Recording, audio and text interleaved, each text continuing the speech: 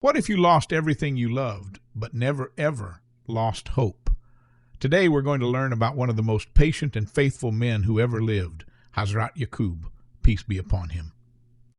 Long, long ago in a beautiful land called Canaan, there lived a great prophet named Hazrat Yaqub. He was kind, wise, and deeply loved by Allah. He had a big family and many children, and he always reminded them to be good, to be honest, and to trust in Allah. Hazrat Yaqub loved all his children very much, but he had a special son named Yousaf, who was gentle, honest, and had a beautiful heart.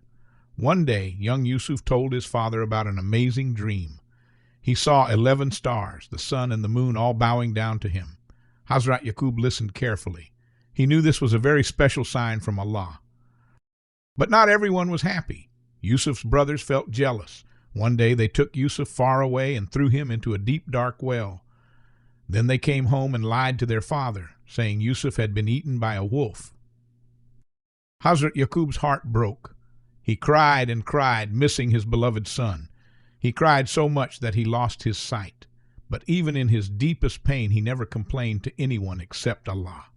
He kept praying, kept hoping, and kept trusting that Allah would bring his son back. Years passed, but Hazrat Yaqub never gave up hope. He told his children, keep searching, keep believing, for Allah's mercy is endless. And you know what? His patience was rewarded. Yousaf had grown up to become a great leader in Egypt. When they were finally reunited, Hazrat Yaqub's sight was restored and his heart was filled with joy.